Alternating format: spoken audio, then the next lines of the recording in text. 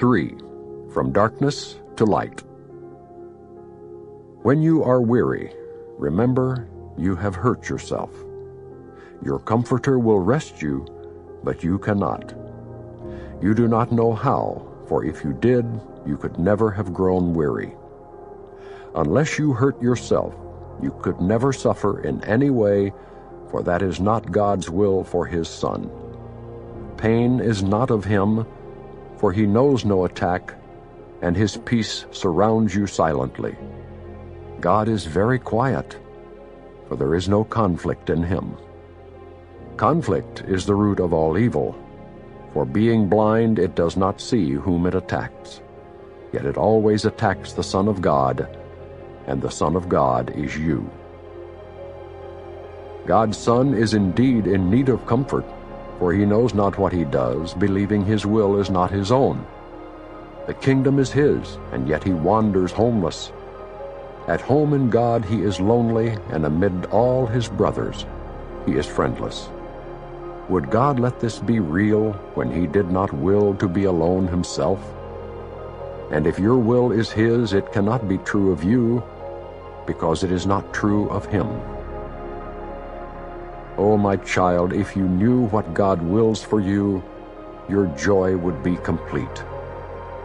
And what he wills has happened, for it was always true.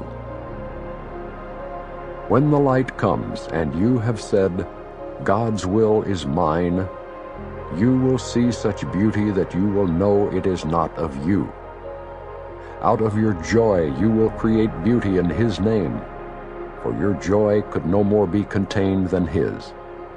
The bleak little world will vanish into nothingness, and your heart will be so filled with joy that it will leap into heaven and into the presence of God. I cannot tell you what this will be like, for your heart is not ready. Yet I can tell you and remind you often that what God wills for himself, he wills for you, and what he wills for you is yours. The way is not hard, but it is very different. Yours is the way of pain, of which God knows nothing. That way is hard indeed, and very lonely. Fear and grief are your guests, and they go with you and abide with you on the way. But the dark journey is not the way of God's Son. Walk in light, and do not see the dark companions, for they are not fit companions for the Son of God, who was created of light and in light. The great light always surrounds you and shines out from you. How can you see the dark companions in a light such as this? If you see them, it is only because you are denying the light. But deny them instead, for the light is here, and the way is clear. God hides nothing from his Son, even though his Son would hide himself. Yet the Son of God cannot hide his glory, for God wills him to be glorious, and gave him the light that shines in him. You will never lose your way, for God leads you. When you wander, you but undertake a journey that is not real. The dark companions, the dark way, are all illusions. Turn toward the light, for the little spark in you is part of a light so great that it can sweep you out of all darkness forever. For your Father is your Creator, and you are like him. The children of light cannot abide in darkness, for darkness is not in them. Do not be deceived by the dark comforters, and never let them enter the mind of God's Son, for they have no place in his temple.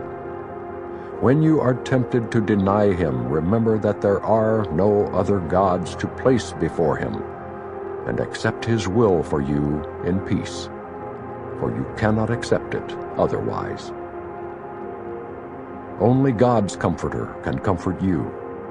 In the quiet of his temple, he waits to give you the peace that is yours. Give his peace that you may enter the temple and find it waiting for you. But be holy in the presence of God, or you will not know that you are there. For what is unlike God cannot enter his mind, because it was not his thought, and therefore does not belong to him. And your mind must be as pure as his, if you would know what belongs to you. Guard carefully his temple, for he himself dwells there and abides in peace. You cannot enter God's presence with the dark companions beside you, but you also cannot enter alone. All your brothers must enter with you, for until you have accepted them, you cannot enter.